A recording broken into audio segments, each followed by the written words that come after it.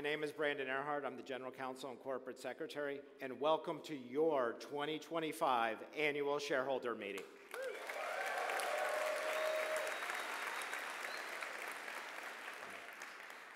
Similar to last year, this meeting will have two parts. We'll go through the 14 ballot items, and the second part, Elon Musk. Today, we will discuss business outlook and may make other forward-looking statements. Such statements or predictions are based on current expectations. Actual events or results may differ materially due to a number of risks and uncertainties that are disclosed in our SEC filings. Such forward-looking statements represent our views as of today and should not be relied on thereafter. We make no obligation to update them after today. We'd like to welcome members of the Tesla team here, members of PricewaterhouseCoopers, and members of our board. Before we get started, why don't we hear from Robin, our board chair.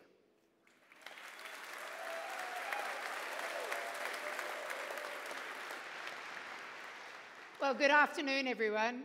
It's wonderful to welcome you all to the 2025 Annual Shareholder Meeting. I apologize for my voice. I've been speaking to investors for the last couple of weeks, non-stop, I think.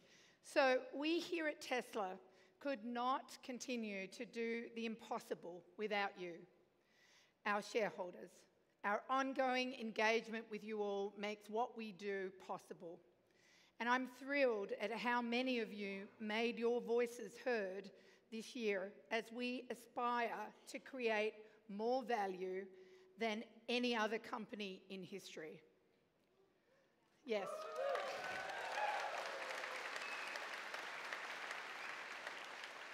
Without your support, we could not have reached the heights that we've already demonstrated over our relatively short yet storied history. As we further expand our ambition in our quest to build a world of sustainable abundance, we are excited to continue this partnership. Tesla is at an inflection point. I think I've said that 3,000 times over the last few weeks. And this last year has been a critical one in our history. I want to take some time to review the acknowledgement and achievements by the Tesla team, of which I and my fellow directors are incredibly proud of. We continue to redefine the automotive industry across production, customer experience, and ownership. Model Y was once again the best-selling vehicle worldwide of any vehicle in 2024. And with the new Model Y released earlier this year, it's now better than ever. Our energy business continues to reach new heights, and we deployed 31 gigawatt hours in 2024, more than double what we achieved in 2023. Fabulous. I love the energy business. And we are actively investing in both of these businesses as we aim to maximize their installed base of production globally. The installed base serves as the platform for our future value. And that creation over time, Tesla will achieve through services such as Robo-taxi and virtual power plants, powered by our real-world AI. In 2024, through the use of our products, Tesla consumers avoided releasing nearly 32 million metric tons of greenhouse gas emissions. And this is a 70% increase year over year. Our ability to avoid emissions will only accelerate from here as we displace larger volumes of fossil fuel-based alternatives and increase the utilization of our products through AI. But emission avoidance is not only the thing that we focus on here at Tesla. Improving safety has been paramount to our mission since day one. Our vehicles consistently achieve the highest safety standards when tested across the world. And that safety is increasingly enhanced with autopilot technology. In 2024, our global fleet of vehicles experienced one crash after driving more than 6.8 million miles. That's amazing, 6.8 million miles.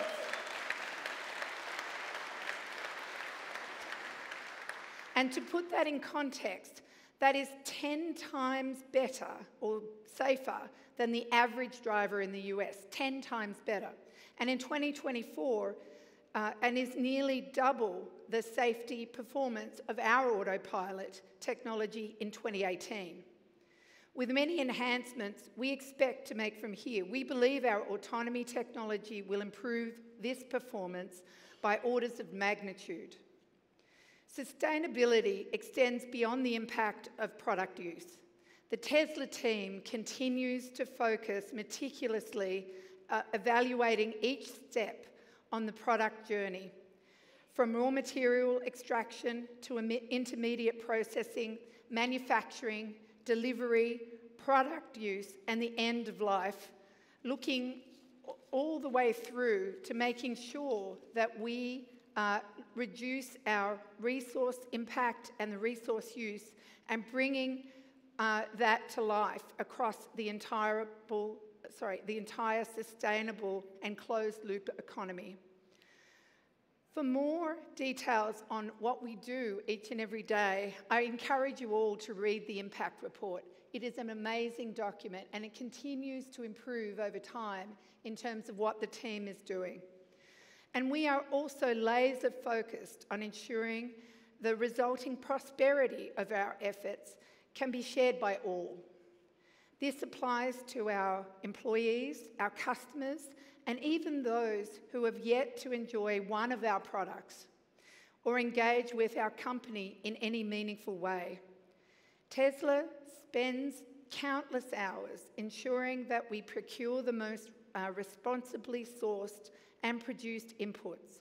We maximise the safety of our operations, and that all Tesla employees can benefit from the appreciation of our equity through our incentive programs, and that we continue to bring down the cost of our fabulous products across the range, increasing that accessibility for all. At the end of the day, we here at Tesla are working tirelessly to make the world a better place for all through innovation and grit. To our amazing employees, thank you for all of your hard work in achieving our mission. You are the beating heart of Tesla, and we cannot continue to deliver without you. To the management team who never get a shout out, thank you for your huge efforts.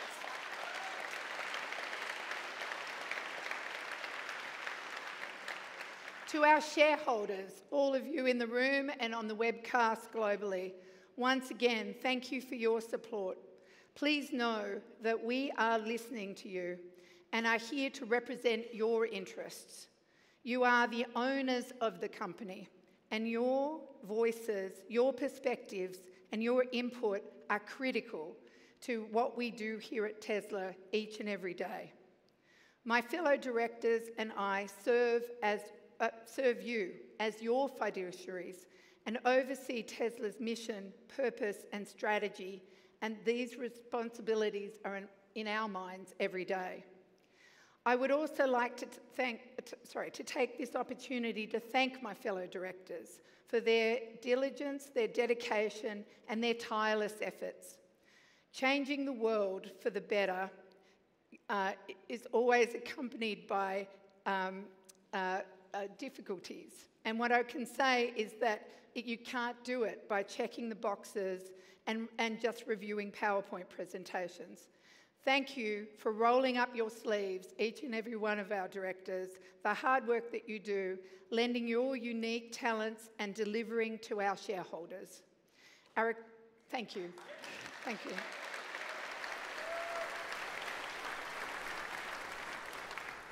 Our accomplishments have been hard-earned, and these last several years have not been without their challenges. We still have much to accomplish, and I believe that we have the right team the right technologies, the right physical infrastructure to create a world that we've only just begun to imagine. The future is bright. Thank you. Now I'm going to hand it back to Brandon. Thank you very much. Thank you.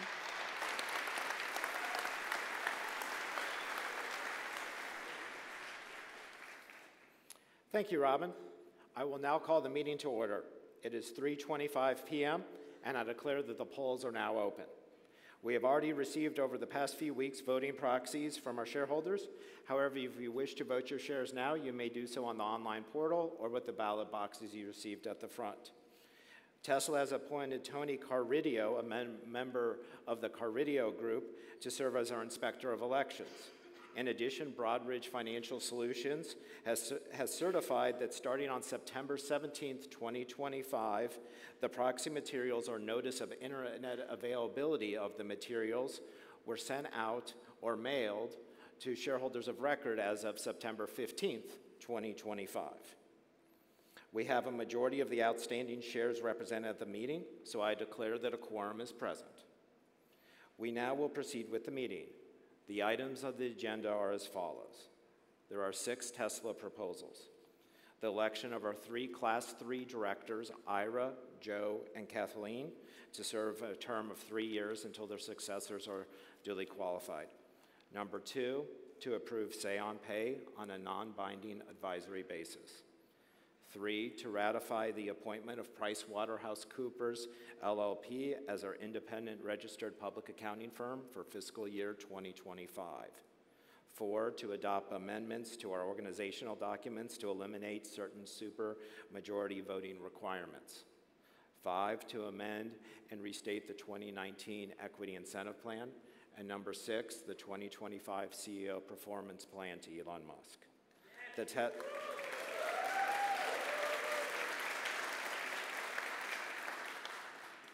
The Tesla board has recommended that all our shareholders vote for each of the director nominees and for the Tesla proposals except for the one on supermajority voting where no recommendation has been made. We also have 8 shareholder proposals that are described in our proxy statement. I'd like to remind the shareholders that Tesla's board has prepared a statement of opposition on each of them except for the one regarding XAI. Those statements are in our proxy. Now let's go through the shareholder proposals. The first one is an advisory vote regarding board authorization of investment in XAI. Our board has not made a recommendation on this. The shareholder proposal is proposed by Mr. Stephen Hawk, who I believe is here to present the proposal. Mr. Hawk?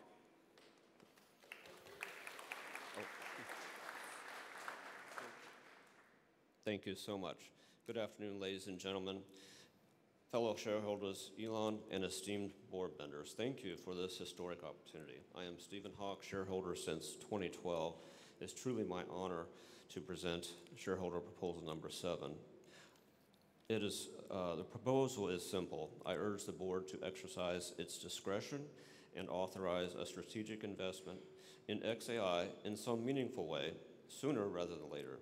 This isn't just capital, it's about formalizing Tesla's role as a leader in autonomous intelligence, turning AI into our new book, not just a new chapter. Tesla has always been an AI company, revolutionizing transportation, energy, and robotics through FSD and Optimus. But as we approach the singularity during this tsunami of AI, outsourcing our brain to external providers risks misaligned goals, data vulnerabilities, and lost innovation. XAI, founded by Elon, is different. It is maximally truth-seeking, curiosity-driven, and aligned with humanity's best interests, like Tesla's mission for sustainable abundance. XAI was seeded with Tesla talent, enabling bidirectional flow for highest caliber staff attraction and retention. Integrating Grok models within our vast real-world data would further supercharge FSD for safer vehicles, empower Optimus to navigate complex worlds, and to optimize energy grids. Think vertical integration of Tesla as a neural link of AI platforms, controlling the coming Optimus army with prudent stewardship. Financially, it's a no-brainer. XAI's explosive growth could yield massive returns, strengthening our balance sheet amid EV pressures With Elon's stewardship the best for shepherding AI safely, conflicts are minimal. Board oversight ensures fairness. XAI needs Tesla more than vice versa. But together we foster human happiness, consciousness, and meaning beyond work, shifting purpose from labor to truth-seeking in a world of abundance. Shareholders, we can't be spectators. Tesla must actively participate. Let's not outsource our destiny, but rather own it and maintain power, control, and safety. I call on the board to formalize this investment relationship and on you to support it. Thank you to Elon, and special thanks to Tesla Boomer Mama, Alexandra Mertz.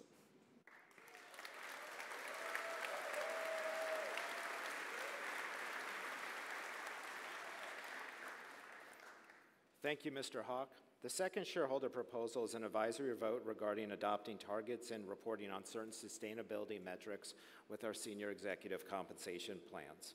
Our board has recommended that our shareholders vote against this proposal, as explained in our proxy.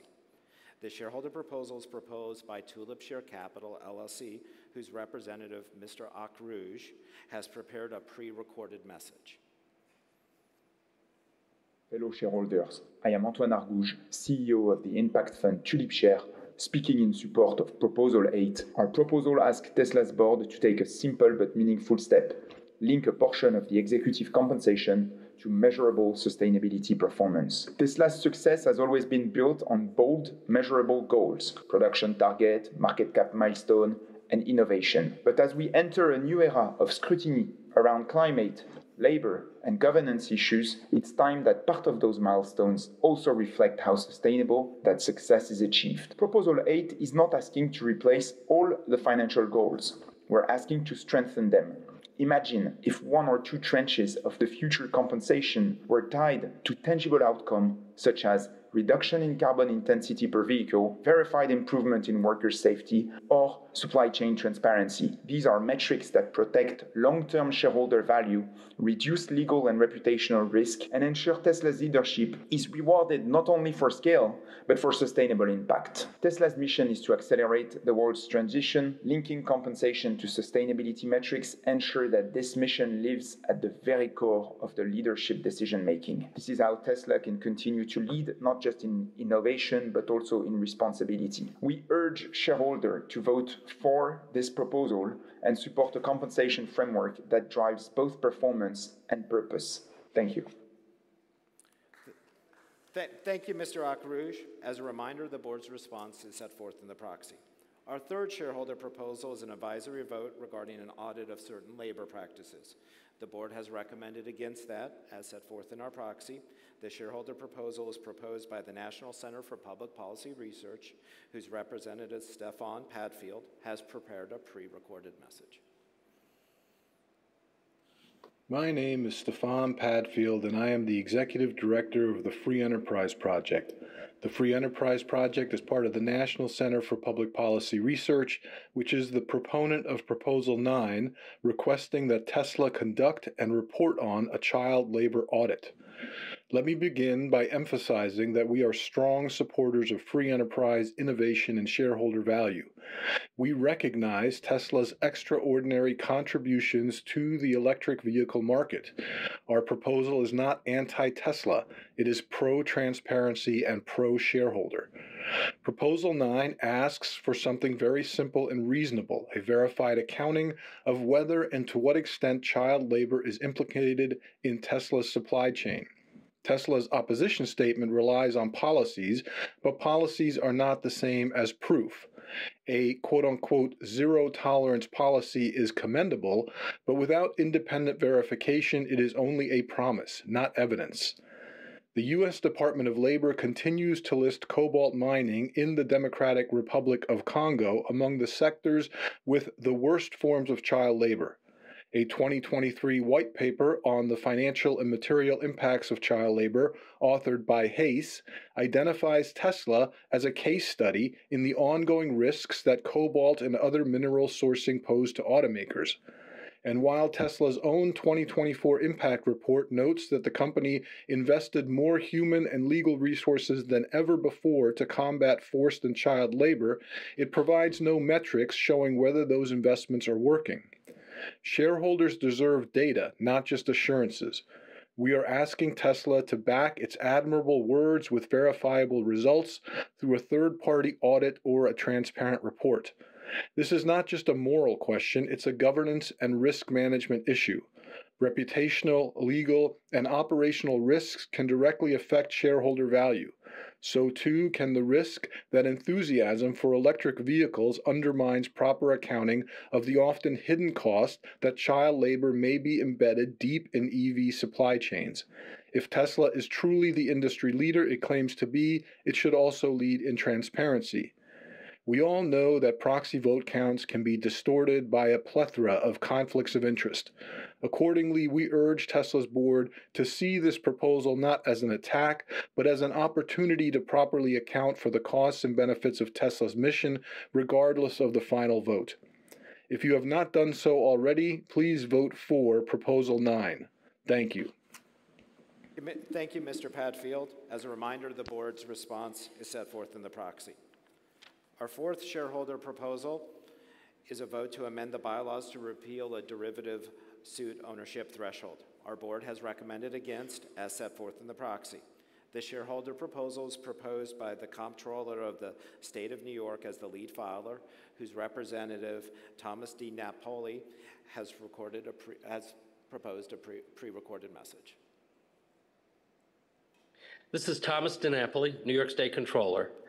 As trustee of the New York State Common Retirement Fund, owner of more than 3.3 million shares, we urge shareholders of Tesla to vote for Proposal 10 to amend the bylaws to repeal the 3% derivative suit ownership threshold. We filed a proposal, along with New York City Comptroller Brad Lander, to restore one of the most fundamental investor rights, the right of shareholders to hold directors and officers legally accountable when they breach their fiduciary duties. When Tesla asked investors last year to approve its move from Delaware to Texas, the board assured us that shareholder protections were similar in both states. Yet within months, Tesla's board engaged in a bait-and-switch scheme and immediately turned its back on its investors by amending its bylaws to reduce shareholder rights as soon as Texas offered an opportunity to do so. The new bylaw allowed Tesla to block nearly every investor from bringing a derivative suit unless they hold 3% of the company's stock, currently about $30 billion in Tesla shares. That threshold leaves only Elon Musk and a handful of giant Wall Street funds with any legal standing to act on their own. It effectively makes the board immune from accountability. Tesla claims this rule is meant to discourage frivolous lawsuits, but courts already have tools to dismiss meritless cases. This bylaw doesn't stop abuse, it stops proper oversight, and it tells shareholders that the board no longer wants to be answerable to them. Our proposal simply seeks to repeal that bylaw and restore accountability. It ensures that if directors violate their duties, all investors still have a path to protect the company's long-term value. Unfortunately, this attack on shareholder rights is part of a larger pattern at Tesla. We see a board that lacks true independence. The board has allowed our CEO to divide his attention among multiple outside ventures and then offered a pay proposal that could hand him a $1 trillion windfall and even more unchecked power. These are not isolated issues. They all stem from the same problem, a board that refuses to act as an independent check on management. Tesla has changed the world through innovation, but no company, no matter how visionary, can thrive without accountability. Strong governance protects investors and strengthens companies over time. I urge all shareholders to send a clear message that accountability, independence, and respect for shareholders are essential to Tesla's future success. Thank you for your time and consideration. Yeah, thank you, Mr. DiNapoli. The board's response is set forth in the proxy. The fifth shareholder proposal is a vote to amend Article 10 of the bylaws. The board has recommended that our shareholders vote against it, as set forth in our proxy. This shareholder proposal is proposed by the Treasurer of the State of Illinois and trustee of the Bright Directions College and Savings Trust as the lead filer, whose representative, Michael Ferrix, has prepared a pre-recorded message. Fellow Tesla shareholders and members of the board, my name is Michael Frerichs. I serve as treasurer for the state of Illinois and as trustee of the Illinois College Savings Programs. I'm here to present Proposal 11, which asks Tesla to adopt a simple investor protection.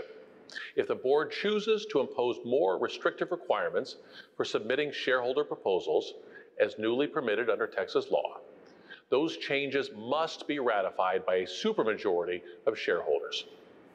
At its core, this proposal is about protecting shareholder rights. If the board decides to limit our ability to submit proposals, this amendment ensures that shareholders have the final say. It helps to ensure that Tesla remains aligned with the will of its investors, plain and simple. Now, why is this important? Tesla is navigating a period of volatility, leadership transitions, intense competition, and heightened scrutiny from regulators and customers. In times like these, strong governance and active shareholder input can be critical. They serve as competitive advantages that position Tesla to lead, not just react. This proposal seeks to implement a reasonable safeguard that would reinforce accountability and build trust. The board itself has emphasized the importance of investor feedback. In the proxy statement, Chair Robin Denholm and Director Kathleen Wilson-Thompson wrote, "We are in Texas because it provides a more predictable governance framework that allows us to hear from you, the people who know Tesla best." If the board actively seeks to hear from shareholders, it's hard to reconcile that position with their opposition to this proposal. To reiterate what's at stake, Texas law now allows shareholder submission thresholds higher than SEC standards, requiring shareholders or groups to hold 3% of voting shares or $1 million in stock to submit a proposal. Compare that to current SEC rules, which allow a shareholder to have holdings as low as $2,000 to $25,000, depending on how long the shareholder has held the stock. If the board chooses to adopt the Texas thresholds, they risk silencing investors who could drive meaningful governance improvements, as well as narrowing the pipeline of ideas. Note that this proposal does not limit the board's direction to evaluate governance options. It simply ensures that if the board adopts the Texas shareholder submission thresholds, a supermajority of shareholders must ratify that decision. That's fair. It's reasonable and fully aligned with the board's stated commitment to its investors. Again, I encourage my fellow investors to vote for Proposal 11 as a clear step towards protecting our rights as shareholders. Thank you. Thank you, Mr. Frerichs. As a reminder, the board's response is set forth in the proxy. The sixth shareholder proposal is an advisory vote to elect each director annually. Our board has recommended against, as set forth the reasons in the proxy. This shareholder proposal is proposed by James McRitchie, who has prepared a pre-recorded message. Thank you, shareholders. We've presented this proposal before, 2021 and 2024. It won a majority both times, even with board opposition. But Tesla requires a supermajority of shares outstanding, so those majorities weren't enough. Today we ask again, join the 90% of S&P 500 companies that elect all directors annually. Declassification means accountability every year, not every 3 years. Most institutional investors support this reform. It's the retail votes we need here today. A Delaware court recently found 3 major governance failures at Tesla. The board wasn't independent, the disclosures to shareholders on its pay plan were misleading, and the board failed to negotiate properly on our behalf. Declassifying the board is part of the cure. It ensures shareholders can hold directors accountable each year or nominate qualified replacements when needed. Matt Moscardi of Free Float Media calls this one of the most important votes of the year because it could shift Tesla's board from a friends and family plan to independent professionals with the skills necessary for Tesla's next chapter. We're also endorsed by Nell Minow, co-founder of Value Edge Advisors, and ISS, one of the most respected proxy advisors. John Chevedden's related proposal, number 13, calls for simple majority voting. We'll need that reform too for this proposal to succeed. Tesla's Musk premium, once a source of strength, is fading, along with his global reputation. Remember, Tesla is his only publicly traded company. It's the liquid piggy bank that fuels his other ventures. Yes, Elon Musk is brilliant, but no company should depend on a single personality. Either he stays long enough to keep using your capital elsewhere, or he moves on when the tap runs dry. Either way, shareholders must prepare for Tesla's future, a democratic, professional company led by a capable, independent board. Let's build Tesla to attract customers, employees, and investors who all contribute to its innovations. Vote for proposal number 4, declassify the board. Vote for proposal number 13, eliminate supermajority requirements. Together, let's restore accountability, independence, and trust at Tesla. Vote now before the polls close. Your vote can make a real difference in Tesla's future and your future as well. Thank you. Thank you, Mr. McRitchie. As a reminder, the board's response was contained in the proxy. Our seventh shareholder proposal is an advisory vote regarding a proposal that won 54% at last year's meeting. Our board has recommended against for the reasons set forth in the proxy. This shareholder proposal is proposed by John Chevedden, who is on the line to present this proposal. Mr. Chevedden.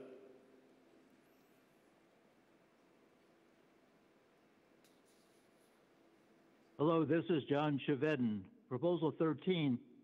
This proposal is about Tesla being governed by a Democratic majority vote standard. This proposal 13 is proud to be on the same topic as the Tesla proposal 6. Shareholders request that Tesla take the steps necessary so that each voting requirement in the Tesla charter and bylaws that calls for a greater than simple majority vote be replaced by a Democratic requirement for a majority of the votes cast for and against such proposals, or a simple majority vote standard.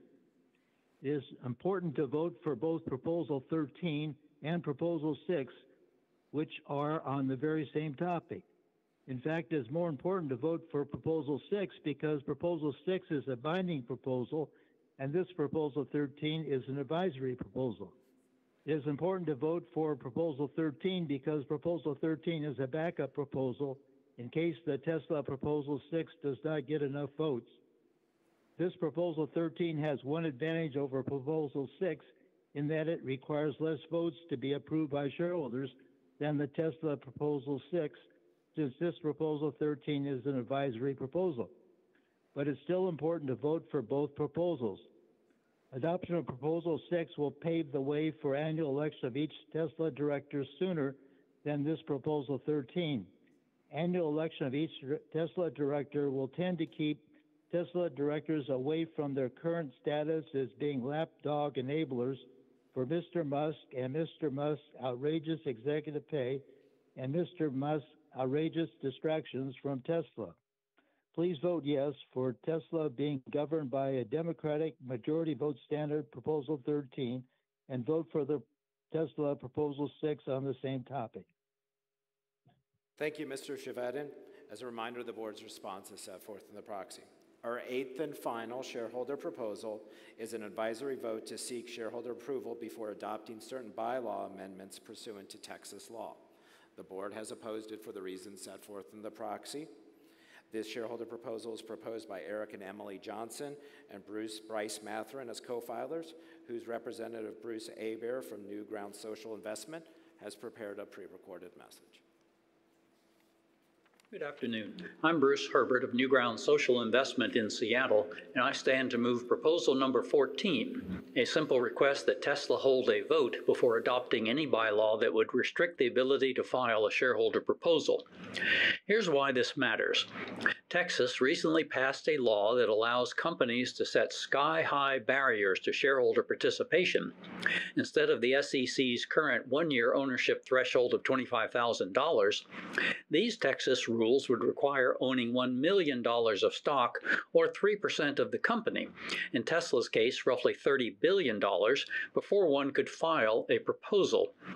And Tesla could enact this without a shareholder vote, simply by issuing a notice. This is not shareholder democracy. It's silencing shareholders, like nearly every one of us in this room, whether you are an individual, retiree, or institution. The backers of such thresholds presume you must be ultra-rich in order to have a good idea, which on its face is a baseless and undemocratic proposition. The shareholder proposal process serves both Tesla and the capital markets.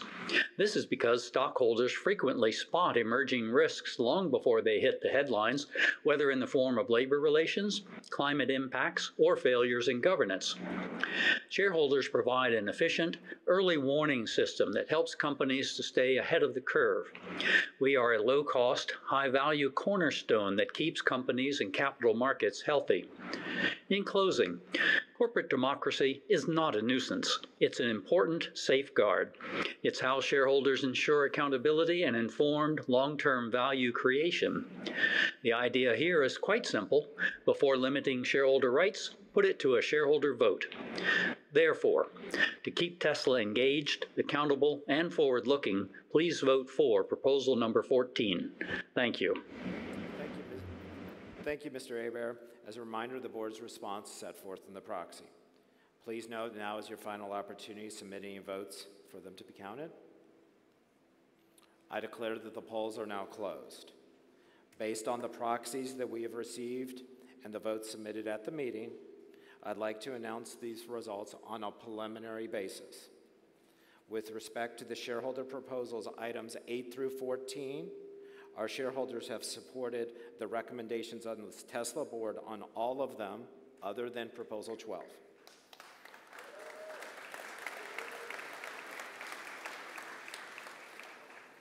With respect to Proposal 7 regarding XAI, while we have received more votes in favor than we did in against, there were a significant number of abstentions. Since this is an advisory vote, the board will examine the next steps in light of this level of shareholder support. Now, moving on to the Tesla proposals.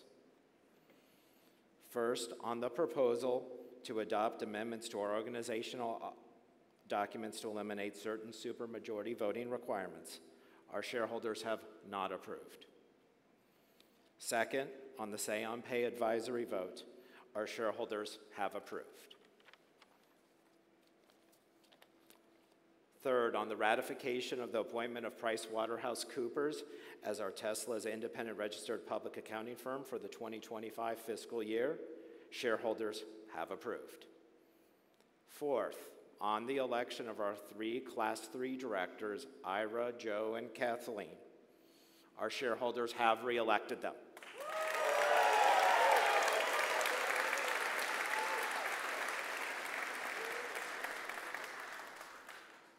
Fifth, on the amended and restated 2019 Equity Incentive Plan, our shareholders have approved.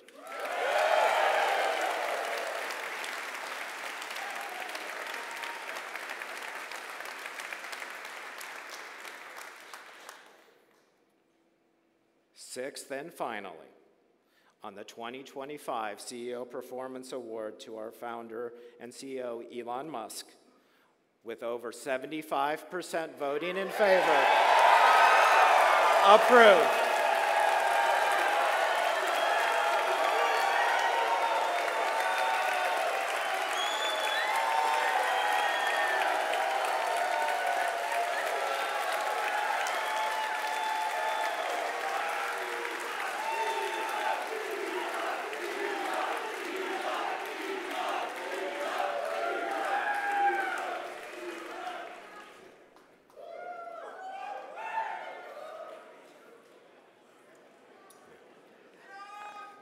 I declare this meeting is now closed. Elon Musk.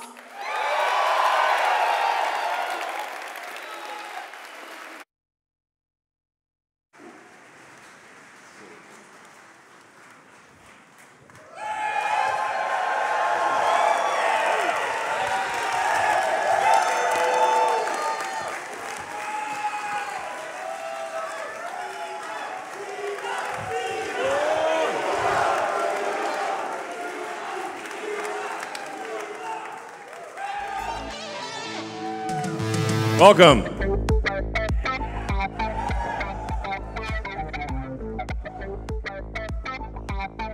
So,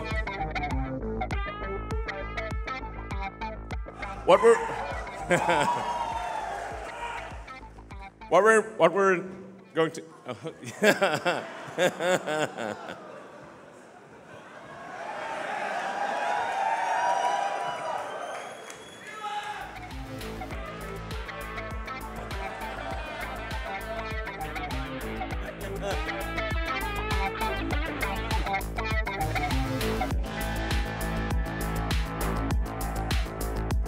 Those bots are just dancing. There are no wires.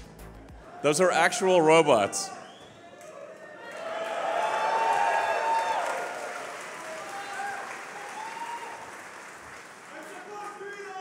Thanks, guys.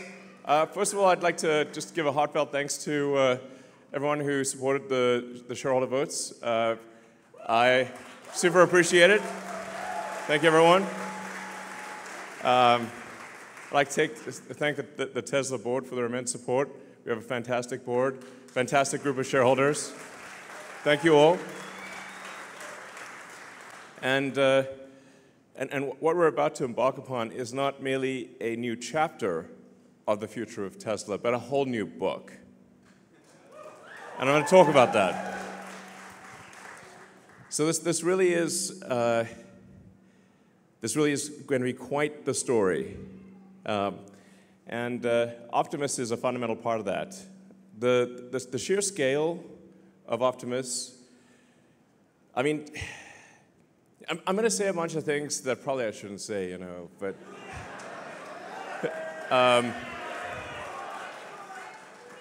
that's what keeps it interesting. I mean, have you watched any other annual shareholder meeting? I mean, honestly, I was like, if you need to go to sleep, sure. I mean, other shareholder meetings are like snooze fests. I mean, but ours are bangers. I mean, look at this. This is sick.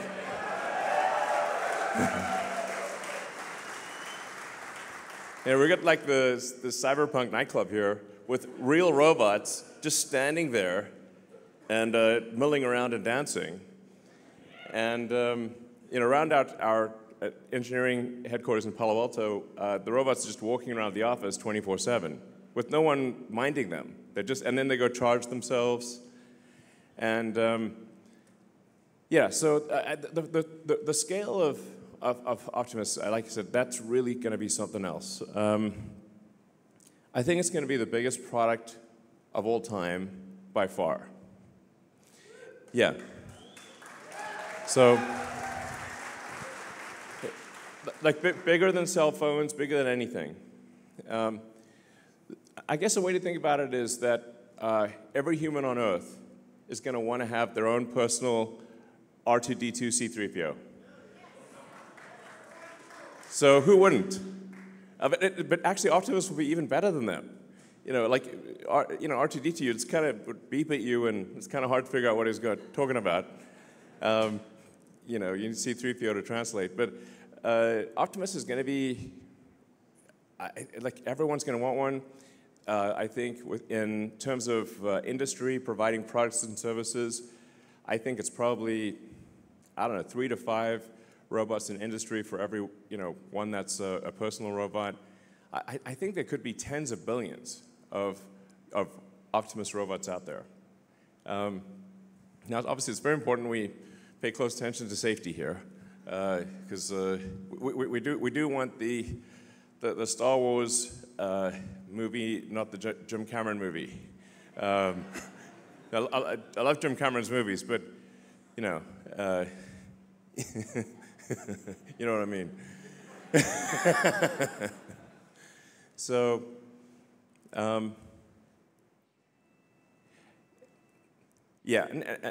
So we're gonna launch on the fastest production ramp of any product, of any large complex manufactured product ever.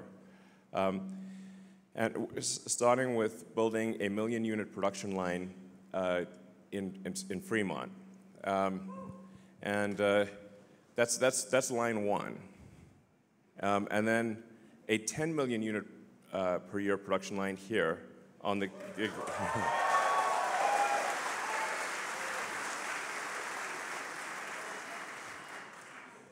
I don't know where we're going to put the 100 million unit production line. Maybe on Mars, I don't know. But I think it's going to literally get to 100 million a year, maybe even 1 billion a year. You know, people often talk about like eliminating poverty, giving everyone amazing medical care. Well, there's actually only one way to do that, and that's with the Optimus robot. With humanoid robots, you can actually give everyone amazing medical care. In terms of Optimus will be more precise. Optimus will ultimately be better than the best human surgeon, with a level of precision that isn't possible, that is beyond human. So I think that's a pretty wild concept to say, okay, if you know, people always talked about eliminating poverty, but actually Optimus will actually eliminate poverty. Optimus will actually give people incredible medical care.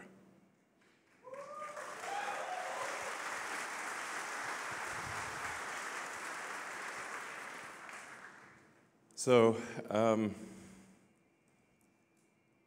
mean, and so you start getting like sort of some pretty wild sci-fi sort of scenarios where, and some of these things I say will obviously be taken out of context and used in snippets and, you know, sent around, but whatever. I'm still going to say them.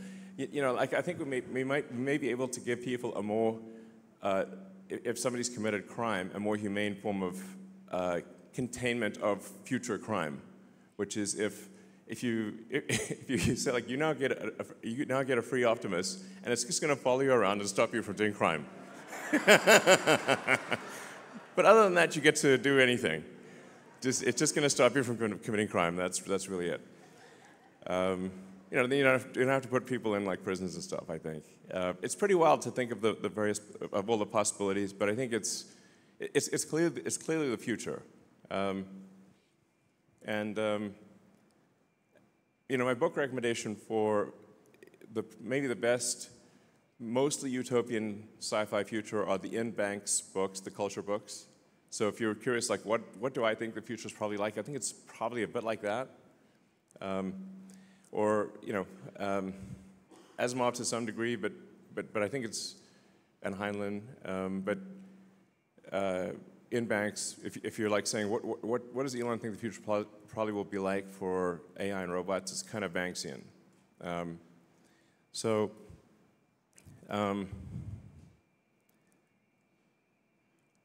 Now, and things do get kind of wild from an economic standpoint, because at a certain point, with AI and robotics, you can actually increase the global economy by a factor of 10 or maybe 100. There's not like an obvious limit.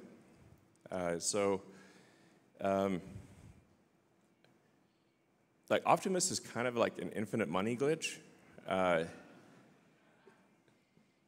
You know, and maybe there won't even be money in the future. Or money might be measured in terms of wattage, like how much you know, power can you bring to bear from an electrical standpoint. I guess what I'm saying is hang on to your Tesla stock. Yeah.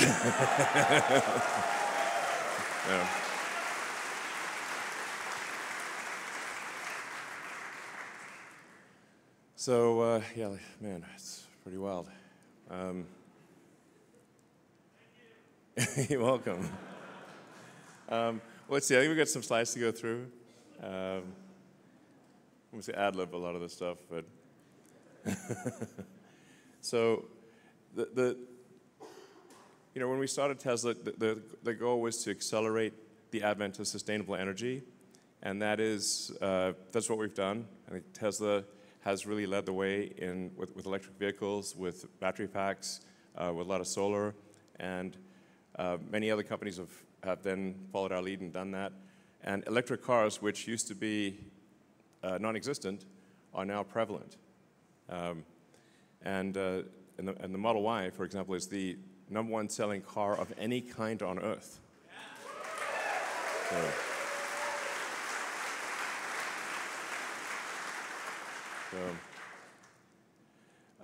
But obviously now with AI and robotics, we need to update our mission.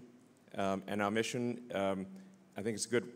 It's a great mission, which is to achieve sustainable abundance.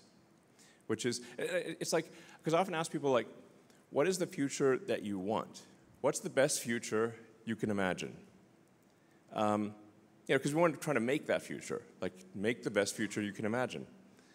And I guess probably the best future is if people, can have whatever they want from a goods and services standpoint or medical standpoint, but at the same time we don't destroy nature, and we keep the rainforests and the beautiful national parks and all that stuff. And so that's what I mean by sustainable abundance.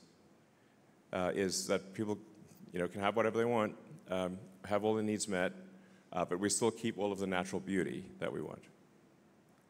So.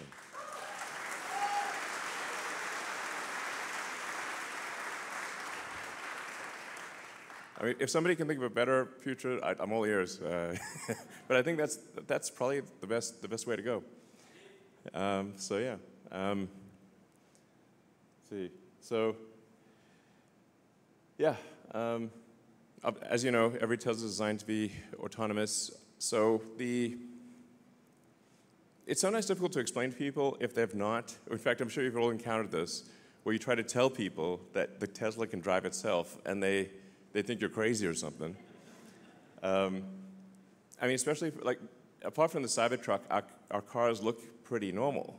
I mean, they're good-looking cars, but they don't look super. They look normal.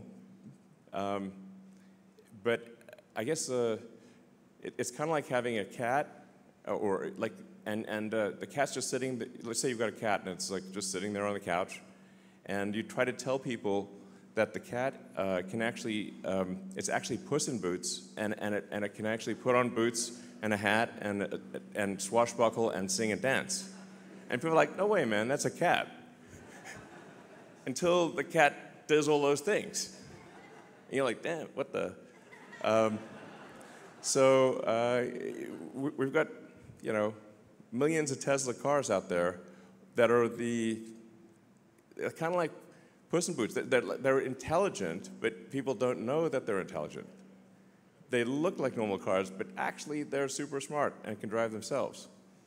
So I think that's probably the single biggest thing we need to do is to educate potential customers that you can either have a cat that's like a normal cat, or you can have Puss in Boots, and Puss in Boots is very cool.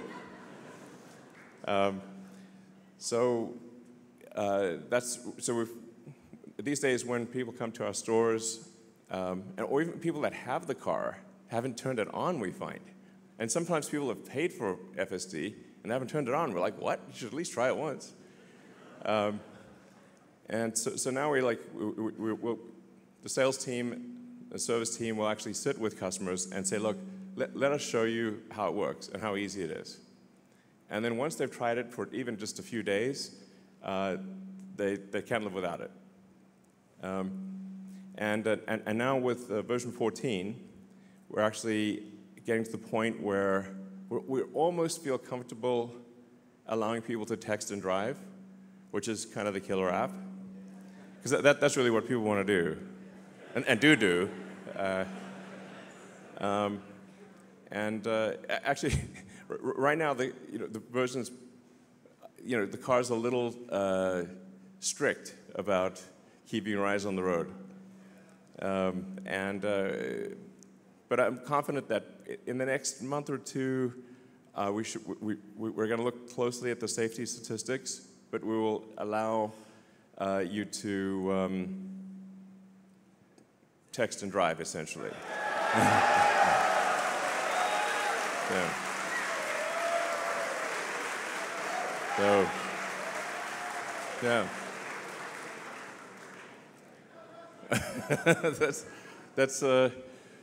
it's certainly better than the current situation, which often people will actually turn off FSD to text, then turn it back on, which is less safe. So yeah, that's probably the single biggest thing is just get people aware of FSD.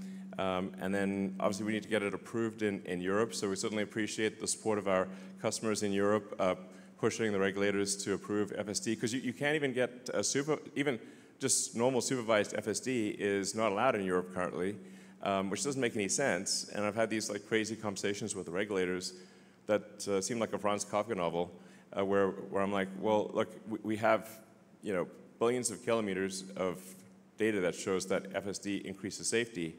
And they're like, well, we have to have all these committee meetings. I'm like, yeah, but people's lives are at stake here. So definitely a pressure from our customers in Europe to push the regulators to approve would be appreciated. And then we have partial approval in China, and we hopefully will have full approval in China around February or March or so. That's what they've told us.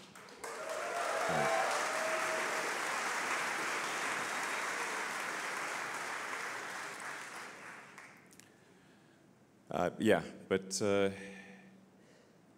yeah, the fact that every Tesla car is capable of full self-driving, every car we build and have built for the last several years is capable of full self-driving is pretty wild, and most people don't know that. So, and then we've got the first car that is specifically built for unsupervised full self-driving to be a Robo-taxi. It's called a CyberCab. It doesn't even have pedals or a steering wheel. Yeah.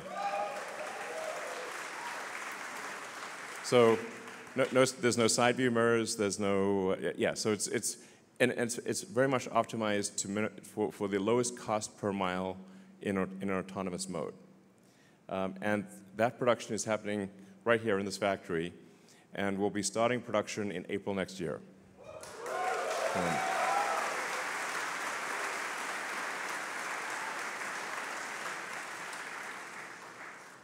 So the way that CyberCab is designed is it's designed obviously for a purely autonomous world, but also the manufacturing system is unlike any other car. The manufacturing system of the CyberCab, it's closer to a high-volume consumer electronics device than it is a car manufacturing line. So the net result is that I think we should be able to achieve, I think, ultimately less than a 10-second cycle time, basically a unit every 10 seconds. Maybe ultimately take a few years to get there, but it's theoretically possible to get to a 5-second production time.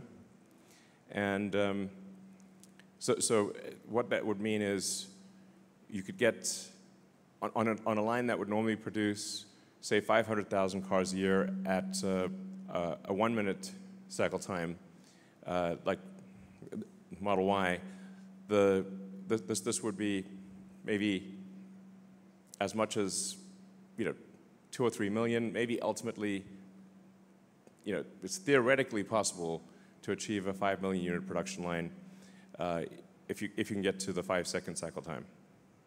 So.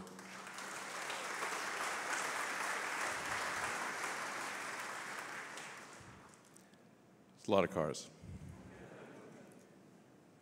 So these will be everywhere in the future.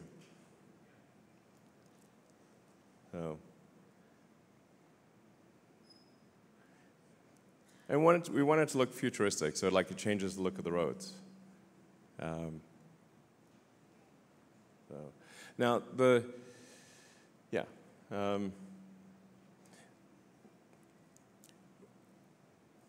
ingredients, when you look at what Optimus what's required to make Optimus and the various ingredients, what do you need to do to do high volume humanoid robot production?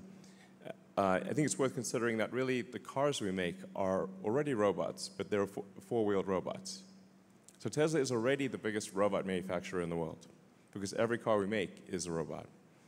And when you break it down to the fundamental elements, you've got batteries, power electronics, motors, gearboxes. You've got connectivity. You've got a vision-based AI. Hi, Optimus. All the various pieces that you need for a humanoid robot. You need the AI chip. You need the AI software. You need to be able to manage a large fleet.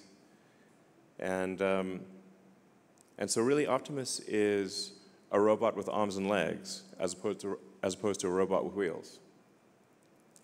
So Tesla's ideally suited, I think, to succeed in this arena.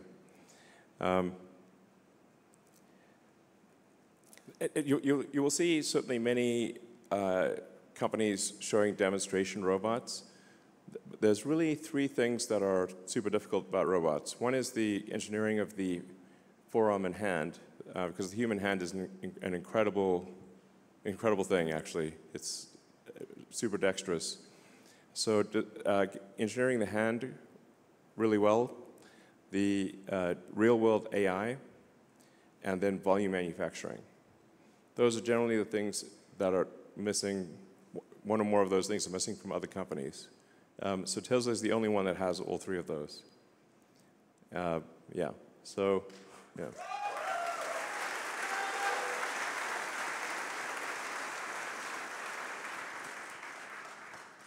So this is the Optimus kind of initial. It's kind of the prototype production line. The high volume production line will be very automated, obviously, but this is really the production line that we use to make the prototypes. So you can get a sort of rough sense for what it takes to build the robot.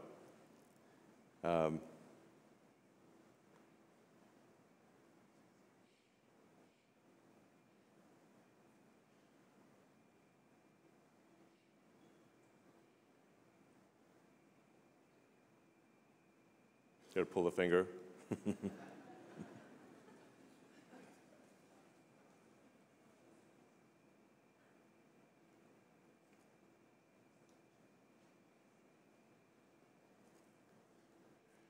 And then, as I've said before, I think once we reach about 1 million units per year of sustained production or in excess of that, I think probably the cost of production is around $20,000 in current year dollars. So this will be certainly very affordable. Yeah,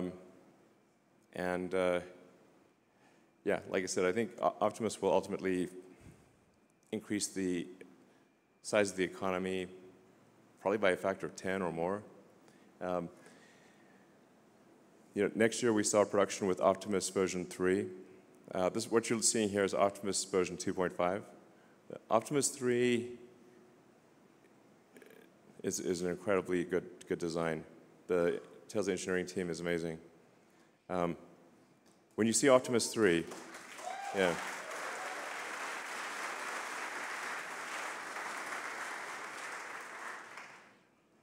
It will seem as though that there's someone like a person in a robot outfit, which is how we started with Optimus. It really is going to be something special. And then Optimus 4,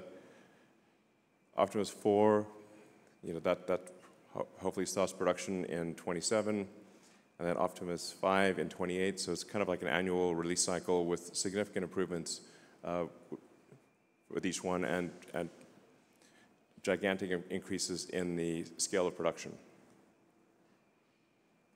So, yeah, sustainable abundance via AI and robotics. That's the future we're headed for.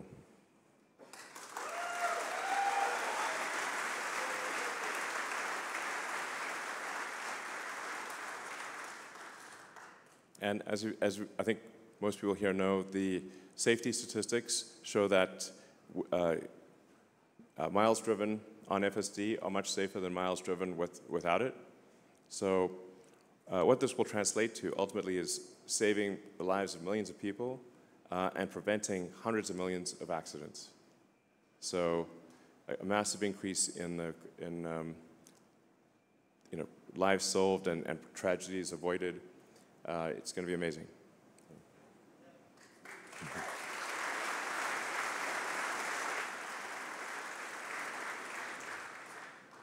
And how many people here have tried 14.1? Okay. All right, cool. Yeah, you can see even with the point releases, it's getting quite a bit better. It should be pretty smooth at this point. But really, 14.2 is, there are major changes with 14.2 and then 14.3. I think by 14.3 is when we'll really be at the point where you can just pretty much fall asleep and wake up at your destination. So.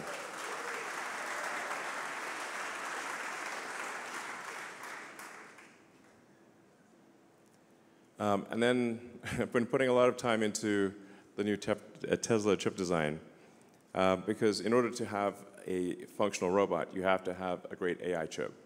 And it needs to be an inexpensive chip, and it needs to be very power efficient. So we believe the AI5 chip will be probably about a third of the power of, say, something like a Blackwell, an NVIDIA Blackwell, which is a great chip, for roughly comparable performance, and much less than 10% of the cost. So.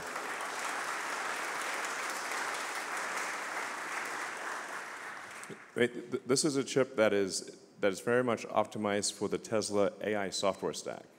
So it's not meant to be a general purpose chip. It's meant to be an amazing chip for the Tesla AI software. I mean, a couple things that I think how is Tesla able to achieve such an improvement? I think it is because we are specialized. We're not trying to. NVIDIA has to serve the superset of all past and future customers. So all of their requirements, all of the software that they've written has to work, which is a very difficult problem. Whereas we just need to make it work for our software. And so we were able to simplify the chip dramatically. And then we also, I think we're unique in this, but we have an integer-based system. And integer operations are fundamentally more efficient than floating point operations. So we can do floating point, but the vast majority of our inference is done in integer, which is, if you're familiar with sort of logic gates, like the simplicity of integer, and integer is much more power efficient, much more silicon efficient, but you actually have to train for integer inference, which everyone else is training for floating point. That's kind of like a niche technical detail, but it's actually very important. So yeah, this is going to be a great chip. So this chip will be made basically in 4 places: TSMC Taiwan, Samsung Korea, TSMC Arizona, and TSMC Texas.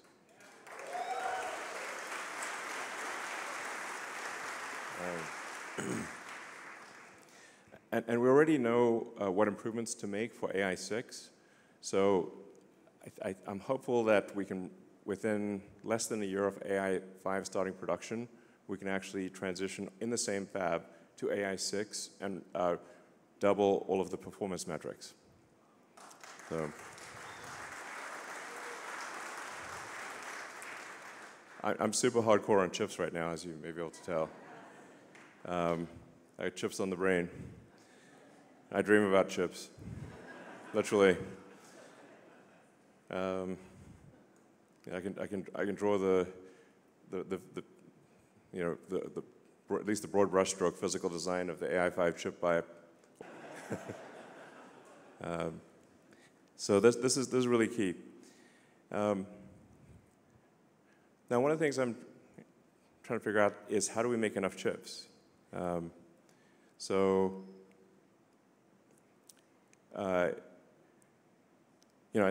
have a lot of respect for the Tesla partners, TSMC and Samsung. yeah, maybe we'll do something with Intel. We haven't signed any deal, but it's probably worth having discussions with Intel. But even when we extrapolate the best case scenario for chip production from our suppliers, it's still not enough. So I think we may have to do a Tesla terafab. So it's like Giga, but way bigger. I can't see any other way to get to the volume of chips that we're looking for. So I think we're probably going to have to build a gigantic chip fab. Yeah.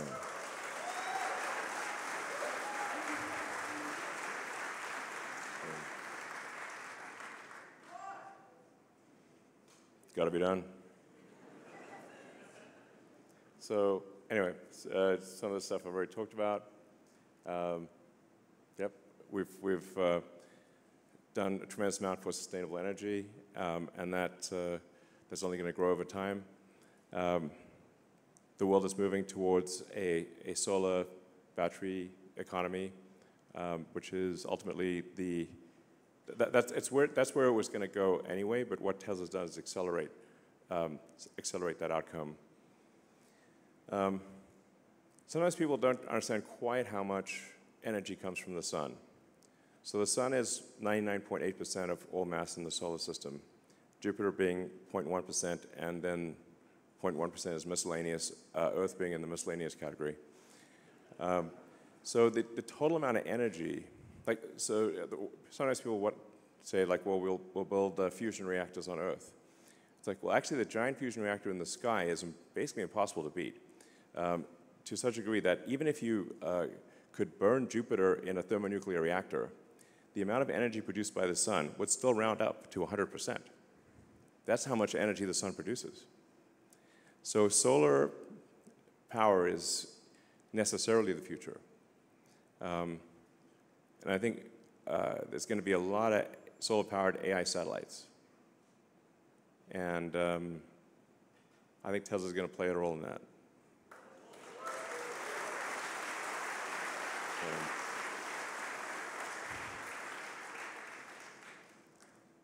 We've obviously refreshed the product line, so S3XY. If people haven't tried the Model S, 3X or Y, or the Cybertruck, I recommend at least getting a test drive or a test ride, as the case may be. Try out the full self-driving, and I think you'll be blown away. To those who do not, if you might be listening and don't have a Tesla, you should try one.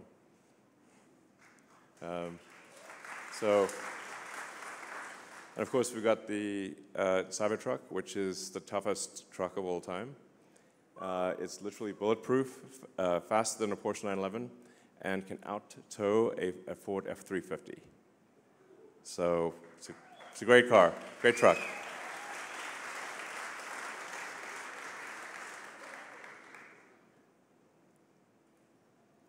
And then starting next year, we manufacture the Tesla Semi. So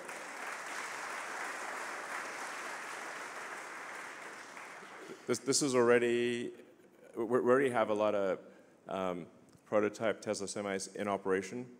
PepsiCo and other companies have been using the Tesla Semi for quite some time. But we will start volume production at our Northern Nevada factory in 2026. So we got two big products, or three massive products starting production next year. We got Optimus, we got Tesla Semi, and we got the CyberCab. So,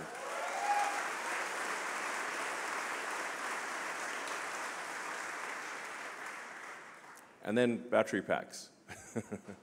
So if you look at total U.S. power generation capability, it's roughly a terawatt. But the average power usage is less than half a terawatt. And that's because there are big differences in power usage between day and night. So the daily and seasonal variations in power consumption mean that the United States, and really every country, is only using about half is only producing about half as much electrical energy as it could, because without batteries, there's no effective way to buffer the energy. So what batteries actually enable is, even if you don't build any incremental power plants, you could double the energy output of the United States just with batteries. This is a super big deal. And in fact, I think that's really where most of the incremental energy production in the United States is going to come from, is literally batteries. So a bigger deal than it may seem.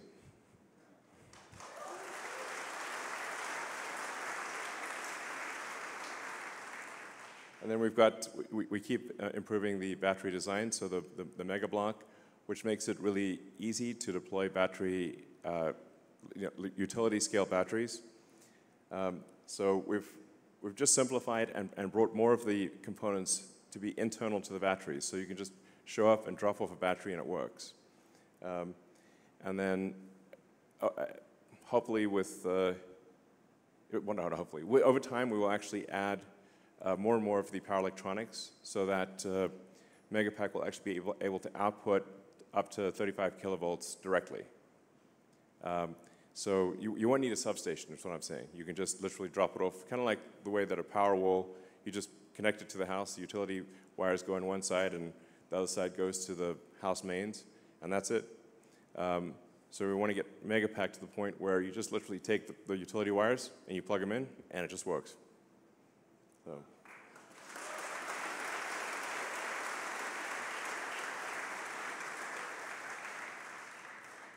Then we've got we've also built the world's largest supercharger network. So we do a lot of things here at Tesla. That's the biggest supercharger network in the world by far. And ultimately, you'll be able to go anywhere on Earth using a Tesla supercharger. And it's pretty close to anywhere on Earth, but it's, it's going to be ultimately just anywhere. It'll just work anywhere. So the supercharger team has done great work expanding that and improving the efficiency of the supercharger network. And in North America, they did such a good job that the other car companies basically said, well, they'll just use the Tesla supercharger network. I'm like, okay, sounds good to us.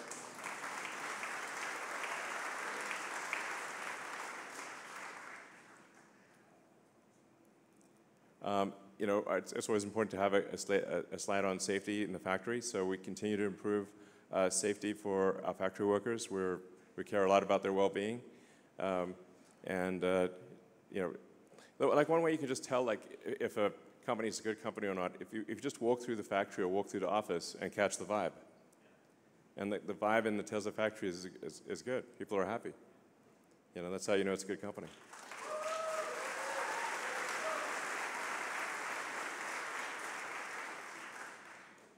We've also put a lot of investment into raw materials. So we've built in South Texas and Corpus Christi the biggest lithium refinery outside of China, I believe. So it's starting off with 50 gigawatt hours of lithium, and we'll expand from there. So this is a very, very important to have, in a worst case scenario, that we have the ingredients necessary to make a battery. Very important. And then we've got here on this site the cathode factory, which is just the sort of giant building about a half mile that way. And we're just making sure that we, from a supply chain standpoint, are resilient against any potential geopolitical challenges.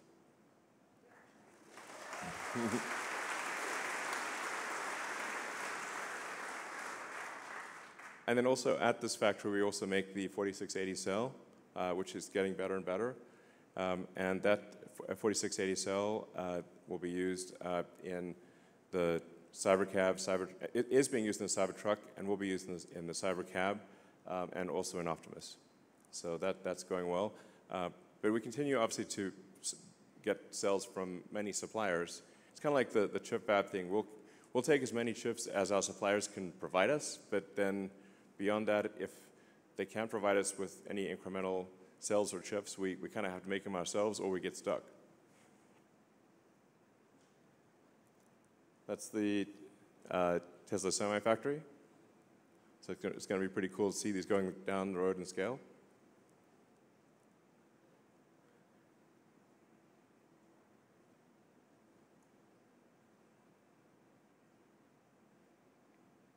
Yeah, so that's the basic plan. Sustainable abundance for all.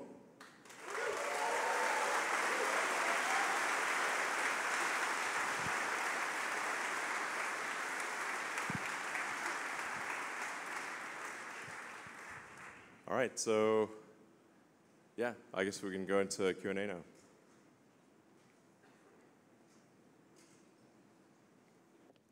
Maybe at the next annual shareholder meeting, we'll have Optimus take some of the questions.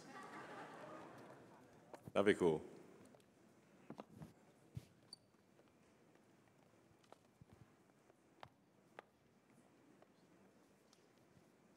So let's see, Alexander. Well, thank you for your help, by the way.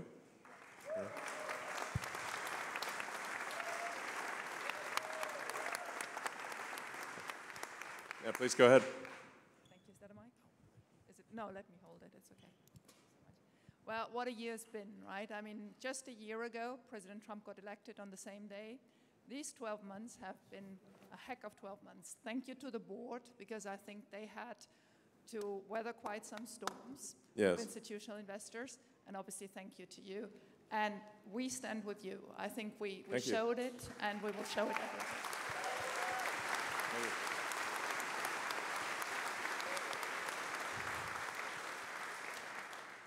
So we would like to express a wish, please. This is a nice venue. We love coming to the factory, and I think it's actually great we're doing this at the factory. But there are thousands of retail investors who are crying because they cannot.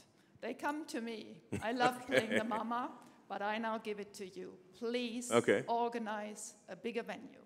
We're bigger than Berkshire, and we will do better than Berkshire. Okay, sure. And we can pay to make it happen. Yeah. Actually, Tesla will be way, way, way bigger than Berkshire long term. It's going to be kind of nutty. All right, we'll do the next one. Maybe we'll do it in the, maybe the downtown arena or the soccer stadium or something like that. And get your security checked. We want to make sure that you're safe. What if I just bob and weave?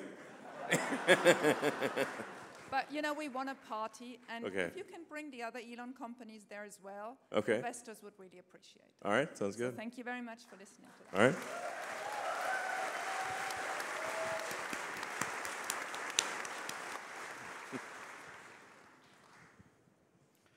Elon, as a father, I just want to first thank you for everything you're doing in the world, especially freedom of speech. Thank you. And one question.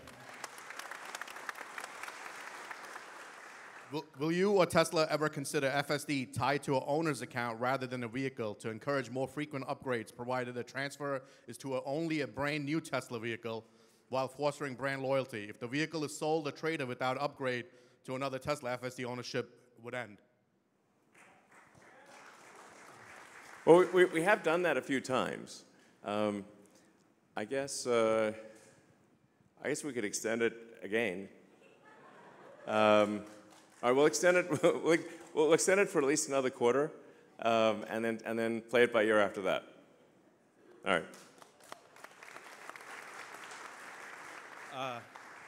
Howdy, Elon. Congrats on not having to show up to work for free anymore. Yeah.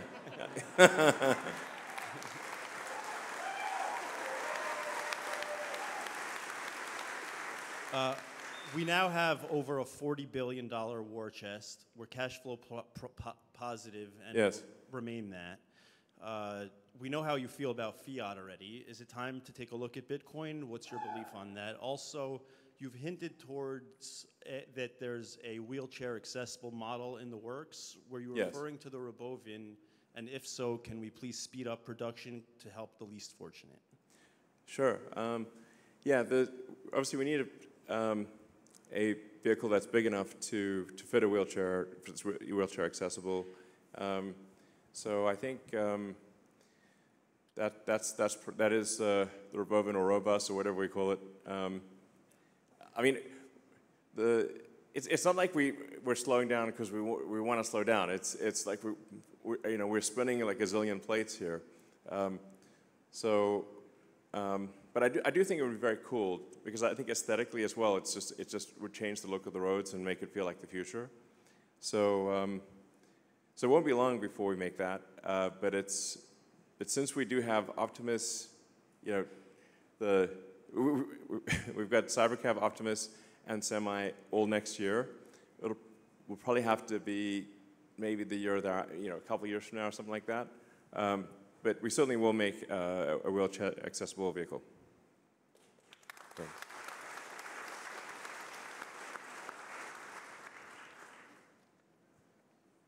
Hi, Satoshi. I was privileged enough to attend the Investor Day, and you also talked about the factory being a product. And I saw the dry cathode method and so forth, and I wanted to know the progress in that, and also would Optimus be working on that in the future production line in the future? Yeah, I guess the dry cathode, man, that's turned out to be a lot harder than we thought.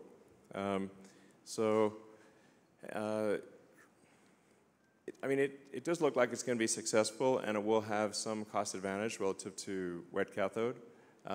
But if I had to wind the clock back, I would probably have gone with wet cathode instead of dry cathode, because it just turned out to be a lot harder to make it, capable of high volume production with super high reliability. But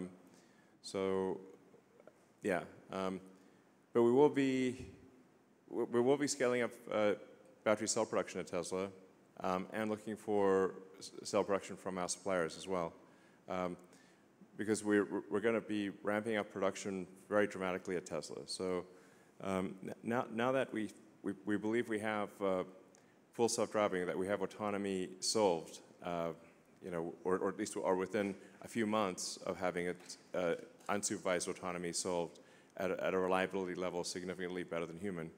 That means it's time to ramp up production, because the value proposition is now much greater than a regular car. The killer app really is for people: can you text and drive, or can you sleep and drive? Can the car take you to a destination, or do you need to pay attention and have to drive it?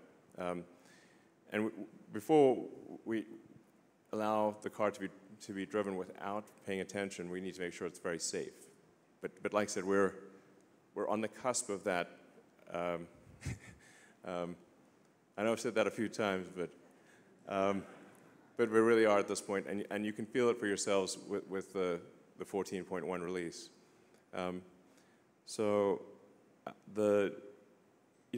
What we're going to push to expand vehicle production as fast as we possibly can. So aspirationally, we'd aim to increase vehicle production by about 50% by the end of next year.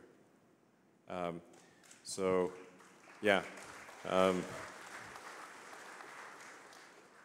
it's very hard to increase production, but that's roughly, I don't know, maybe we get to, like, I'm just guessing, at an exit rate by the end of next year of around 2.6, 2.7 million vehicles annualized production, and then aim to get to maybe 4 million by the annualized rate by the end of 27, and then maybe 5 million by the end of 28. Those are our aspirational goals. So this is a gigantic increase in output, which means that the entire supply chain has to move in unison with that increase in volume. The nature of producing a large complex product is that it moves as fast as the least lucky, dumbest element in the entire system, and there's 10,000 plus items. But this, like I said, this really is it's not just a new chapter for Tesla, it's a new book. And that new book is massively increasing vehicle production, and ramping up Optimus production faster than anything's ever been ramped up before in history. So.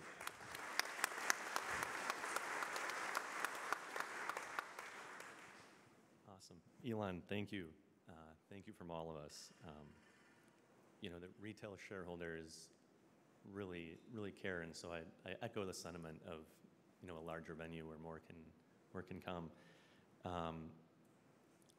You know, as a testament to that, I was fortunate enough to be here last year, and since then, touring the factory, talking to, you know, people that work here, I'm just a retail shareholder, but increased my holdings 12 times, right? So I know it's really engaging and gives people a confidence, and so thank you for having us, and I do echo that. I hope it grows. Last year, I'm the one that asked you about your well-being and safety. Oh yeah, I'm still alive. And you know, there was a broad, you know, general question, and it was before, you know, some of the uncertainty that's unfolded since then, and yeah. So I hope it had a positive, you know, impact, and you know, we all care. And so my question this year, you've talked recently about the most mind-blowing product demo of all time, and a shot at being the most memorable product unveiled ever. Roadster. Yeah. And I have patiently been waiting on my Founders Series Roadster reservation. So on behalf of the Founders Series guys that have stuck in there, can we be invited to this unveil? Oh yeah, sure, absolutely, definitely. Okay. Yes. So all Founders Series can be invited? Yes.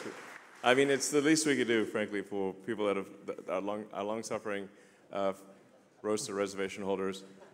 I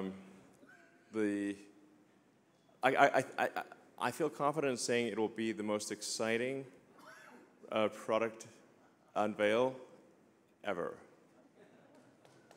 And I hope that, whether it goes well or doesn't go well. Since I'm up here, can I get the first one? Well, I guess it's according to whoever put down their deposit in that sequence. So that's but you'll get a very early one. I mean, the new Roadster is very much sort of like it's not even the icing on the cake; it's the cherry on the icing on the cake. So I mean, it's really kind of like you know, it's like it's not essential for sustainable abundance. Let me put it that way. But I do think there should be you know, very cool technology in the world that is you know, that's way beyond anything that's ever existed. And I think I'd like those, like, even if I could never have access to those things, I'd like to know that they exist and see the future happening. So I think it will be inspiring to a lot of people, and just it's extreme. It's like the coolest car, if it even is a car, that will probably ever exist. Yeah. So. Hi, Elon. Congrats on the proposal plan. That was amazing, the compensation. Question back to chips. So chips. Chips will be the limiting factor. To the future. So on that.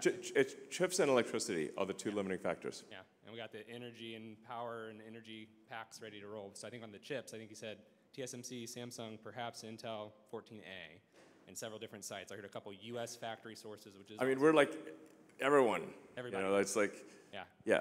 And so I guess is there an open door in the future of investing directly into some of those foundries? And second question, how big is a Tera factory? Can you put that in scale? And that's a good point. That's a semiconductor Tera factory? Yeah, well, I mean, the thing is that we actually have agreed to buy all the chips that are made from the fab, you know. So it's basically a money printing machine for TSMC and Samsung. It's like literally, the faster you make the chips, the faster we send them money, but it's still not going at fast enough. So that's why I think, as far as I can see, the only option is to go build some like very big chip fab.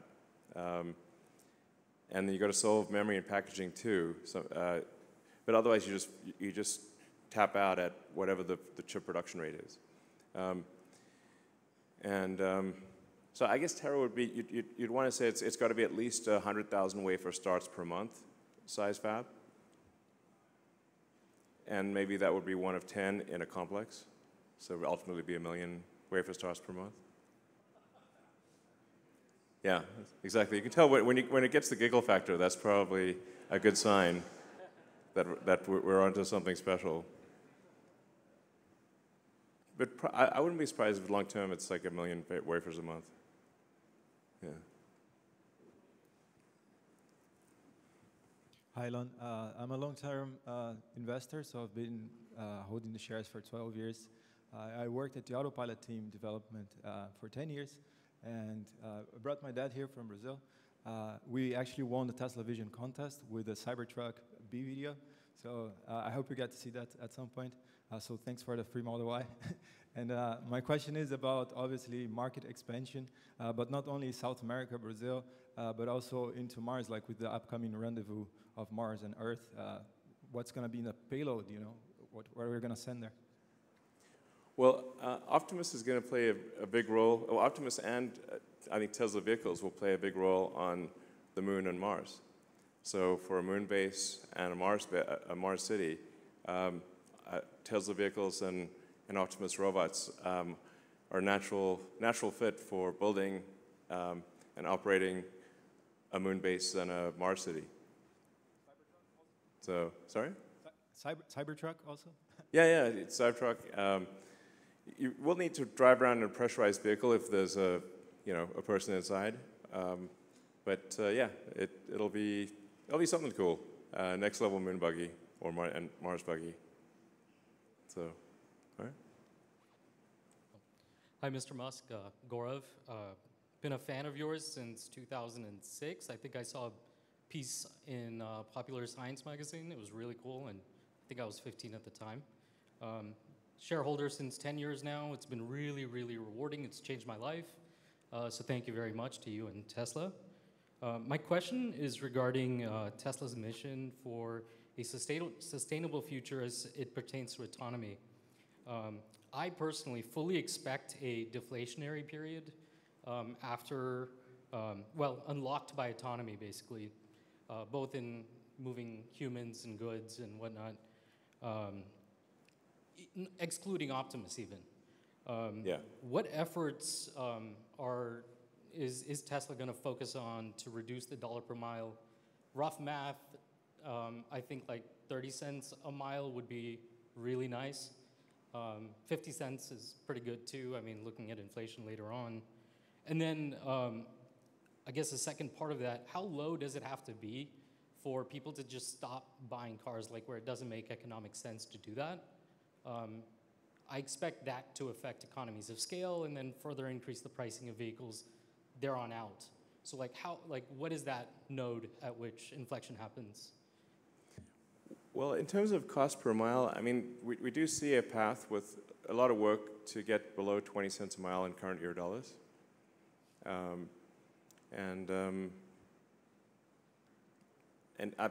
somewhat agree that things will probably be deflationary as productivity increases, because you can think of money supply as being the ratio of goods and services to what's the growth in goods and services versus the growth in the money supply? That ratio is basically inflation. And so if the output of goods and services grows faster than the money supply, then you necessarily have deflation, or vice versa. They try to make it sound complicated, but it's not. So I'm not sure that even government overspending can actually.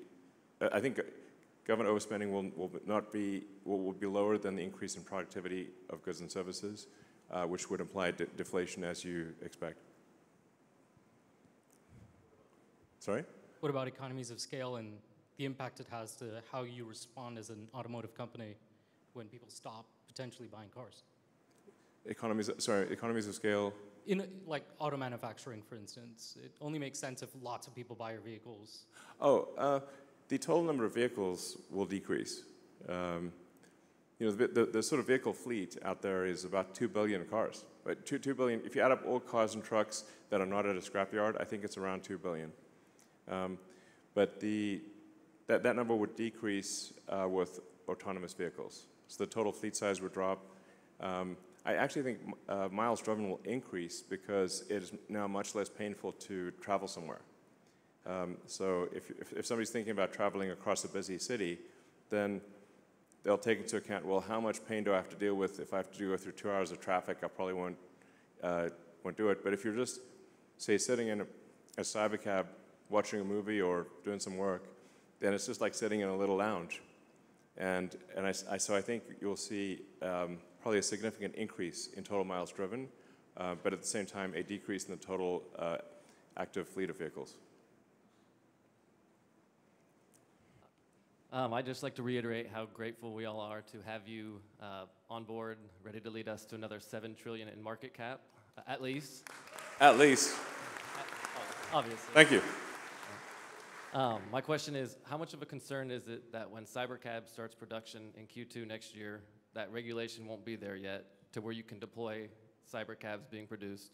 Or are you guys confident that every CyberCab you guys make, you'll be able to deploy?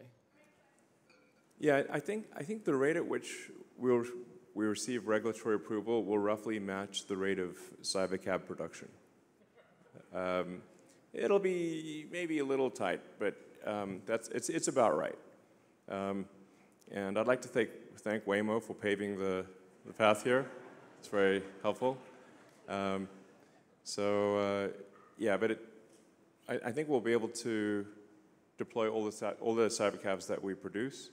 And the other thing is, like, once it becomes like extremely normal in cities, it's just going to become like the regulators will have just fewer and fewer reasons to say no. And then you've got this, you've got the accident statistics at scale, and you can show that autonomous miles save lives. And you've got unequivocal, billions of miles to prove it. Then I think it's hard for regulators to say no. Yeah, true. All right. First of all, Elon, thank you so much for everything you do for the Tesla shareholders. Thank you. Do you see a path for Optimus to have consciousness downloaded to it? You mean human consciousness, or? Yes.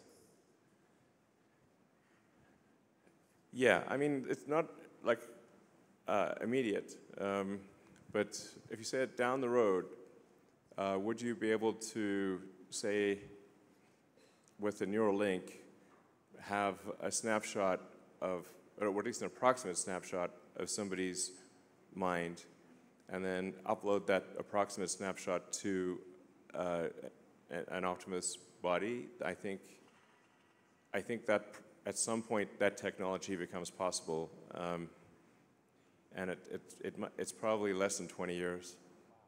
Yeah. But of course, you won't quite be the same, Be a little different, because you'll be in a robot body, and the mental snapshot will not be precise. It'll be probably pretty close, but not exactly the same. On the other hand, are you the same person that you were 5 years ago? Nope. I mean, a lot of things have changed. Yeah, but I guess at some point, if you want to be uploaded to a robot body, my guess is that becomes possible. Yeah. Hi, Elon. Space-based data center is a great idea, and I agree with that. Yeah. I was curious on your views on space-based solar power, the idea of beaming down microwave energy down to Earth so that you can just point it to where it needs to go without transmission, without distribution lines, and it's more energy dense, so less land use. Just curious on your views. Well, space solar power, until the advent of something like Starship, where the cost per ton to orbit, drops by orders of magnitude, the cost of getting payload to orbit is so high that there was no possibility of space solar power solving anything, really. Now with Starship, I see a path to Starship cost per ton to orbit being lower than air flight. Like if you were to fly, do a long distance air flight with cargo, like say took a 747 from here at Sydney, Australia, or something like that. I think ultimately Starship will be able to do that trip for less cost per ton than an aircraft. So now you've got that opens up a very wide range of possibilities. Like the most obvious one, I think, is actually solar-powered AI satellites. So to move the AI to orbit and essentially deep space over time, because you can actually access over 1 billion times more energy from the sun in deep space than you can on Earth. The scaling, to scale to Kardashev, to make any progress on a Kardashev 2 scale, which is using some non-trivial amount of energy from the sun, you kind of have to do space solar power. Now, you could only beam a tiny amount of that back to Earth, or you would melt Earth. So Earth actually receives a very, very tiny amount of the sun's energy. Earth is a tiny dust mote. When you see like Earth to scale with the sun, we look like a little crumb.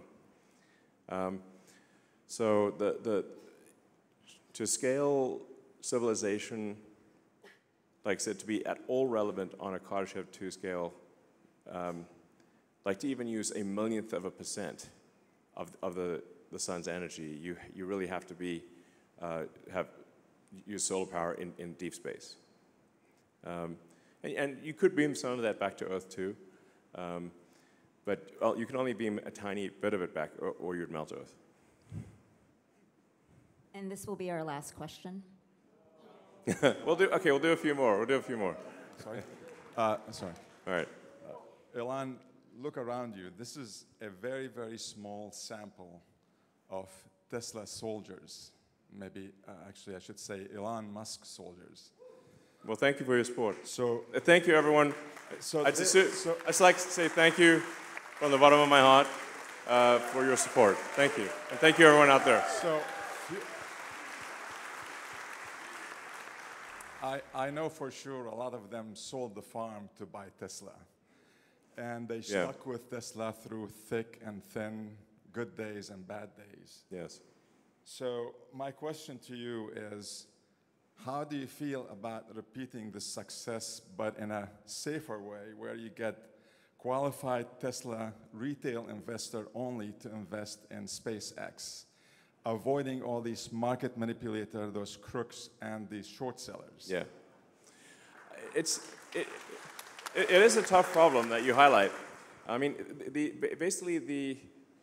unfortunately, over time, the parasitic load of being a public company has just grown over time. And so you get all these, like, spurious lawsuits, obviously, and they just make it very difficult to operate effectively as a public company. But I do want to try to figure out some way for Tesla shareholders to participate in SpaceX. That would be very cool.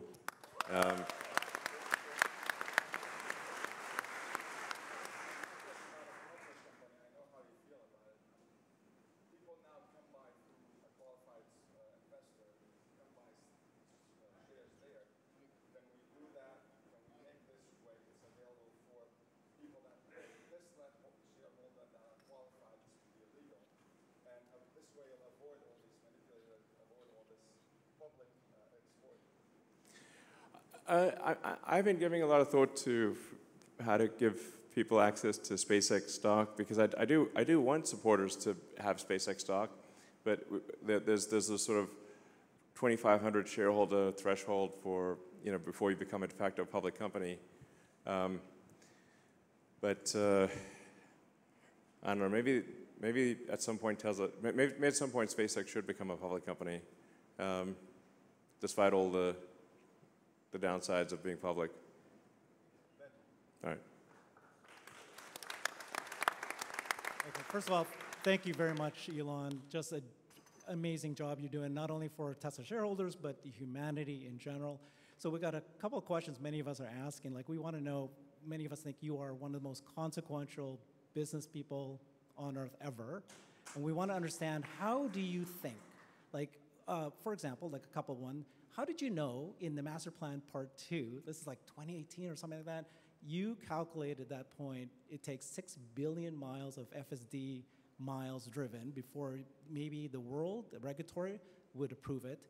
And then the second is, like, when you were deciding if Tesla's going to have, you know, the hardware chips, AI chips, did you know at that time that at some point when you get to AI5, it's going to be used not only for cars, but for bots and for AI data centers? Like, was that luck a little bit, or was it like you kind of knew that that was going to happen?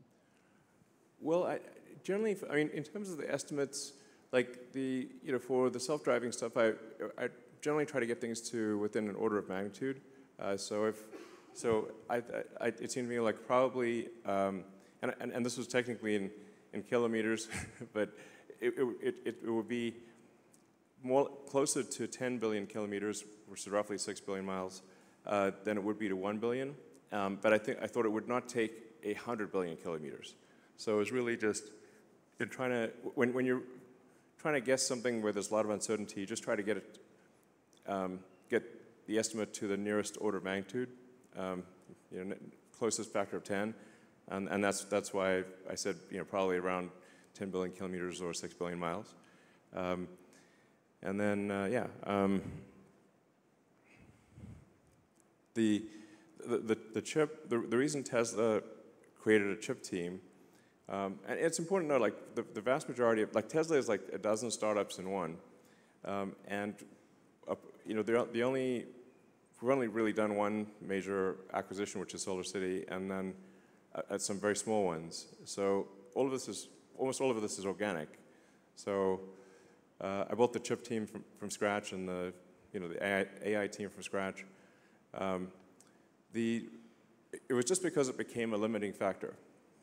So for hardware 2, we used NVIDIA, but NVIDIA was at that time focused on making really AI server hardware, which obviously was a smart bet. They're currently the most valuable company in the world.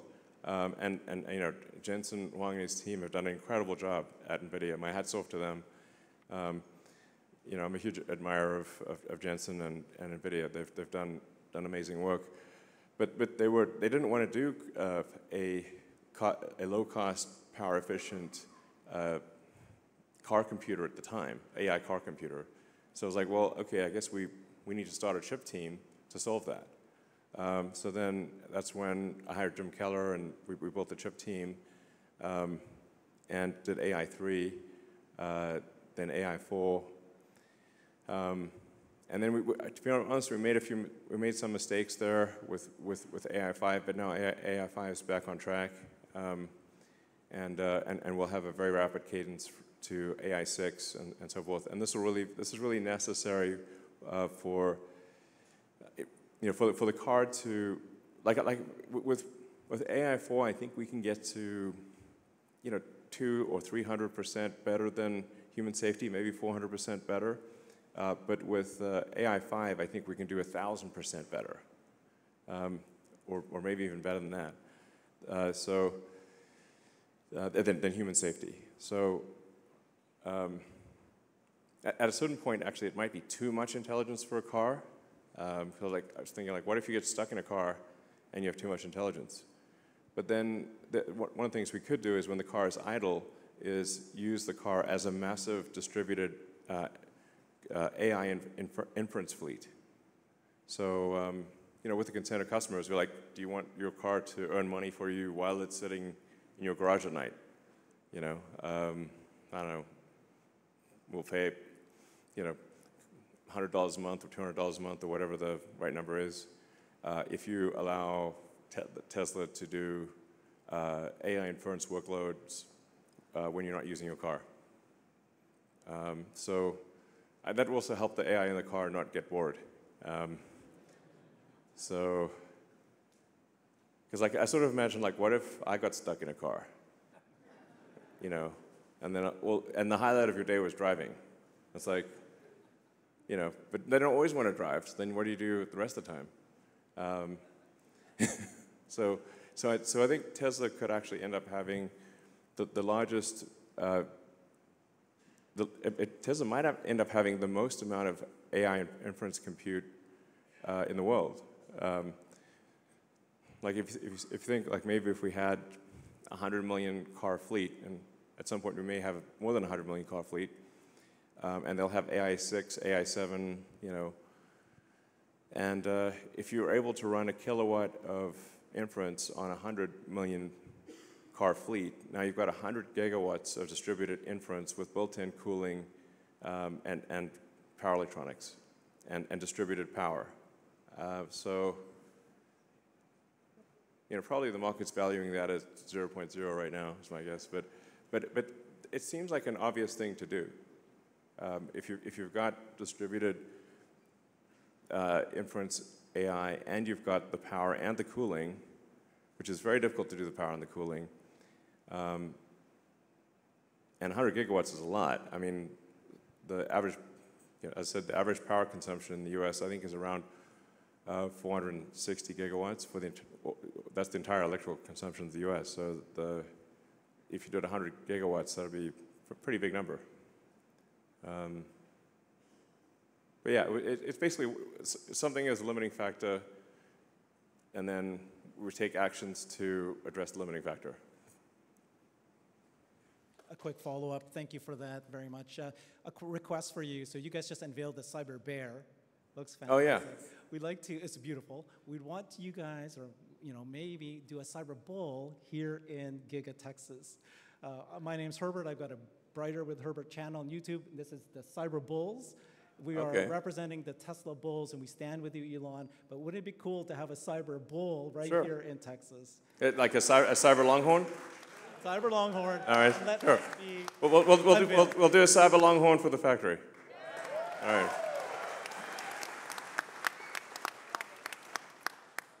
Good afternoon. I'm very excited to ask this question. I've dreamed of giving away a Tesla for a very, very long time.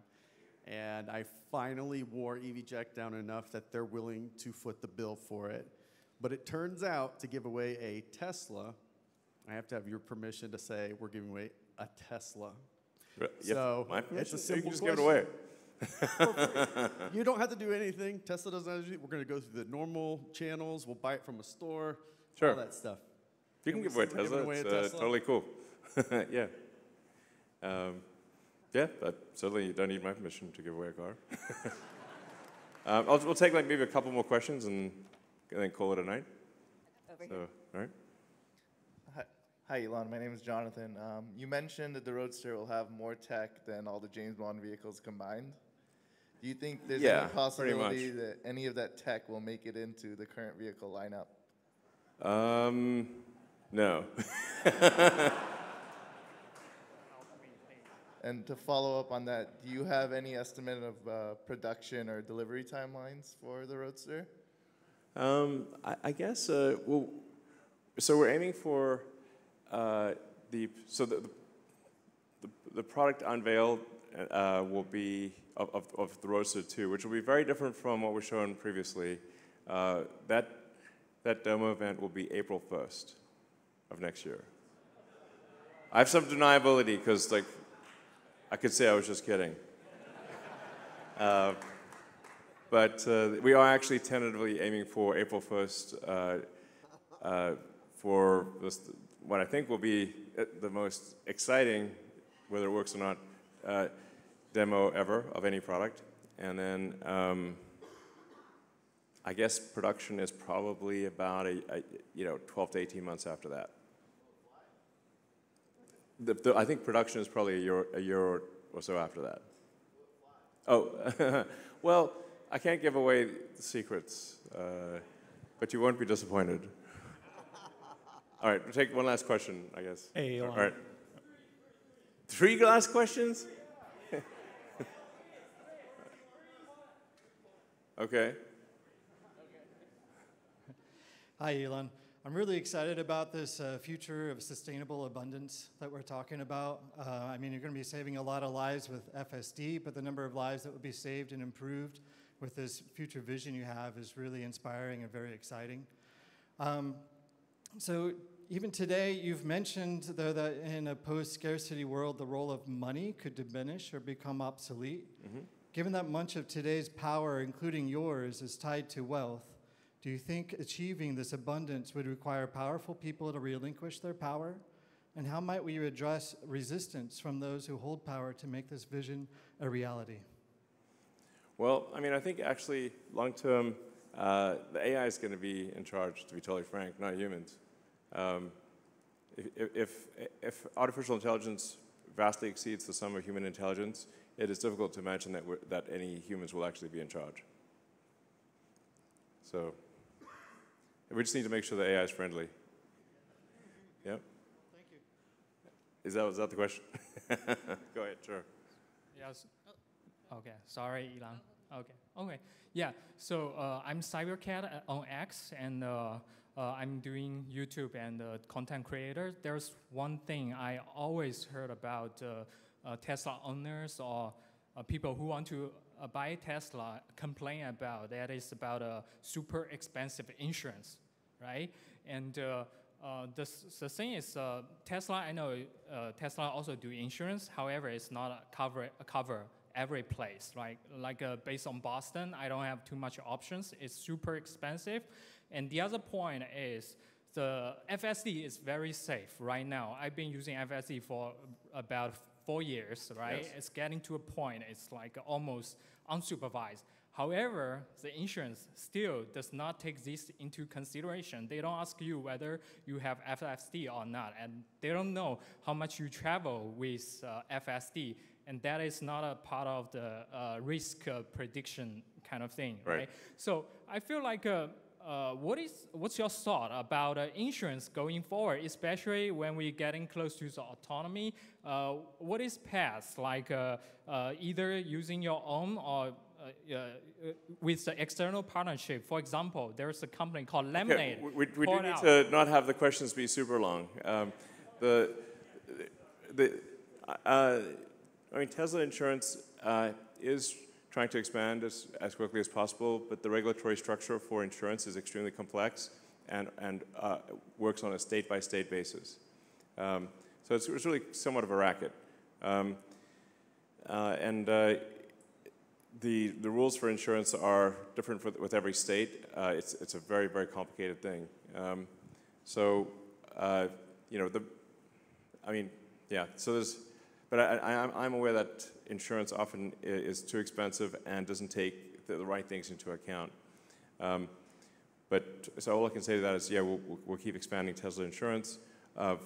When the car is operating as a CyberCab, Tesla will simply self-insure, so that kind of solves that. Insurance is a real pain in the neck, for sure. Okay, I do need to end this at some point. I'll take,